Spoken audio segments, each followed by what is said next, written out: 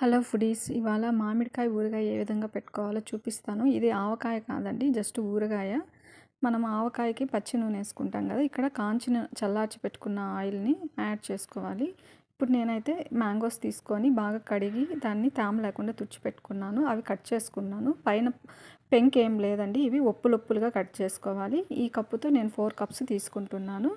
4 cups తీసుకున్నాక ఆయిల్ని బాగా కాంచి దాంట్లో ఒక తెల్లగడ్డ, ఒక 10 ఎండుమిర్చి వేసి చల్లార్చి పెట్టాను. కాంచిన తర్వాత ఫస్ట్ ఆయిల్ మిక్స్ చేసేసుకోవాలి. ఇప్పుడు 4 స్పూన్లు ఆవపిండి, 2 స్పూన్లు మెంతిపిండిని యాడ్ చేశాను.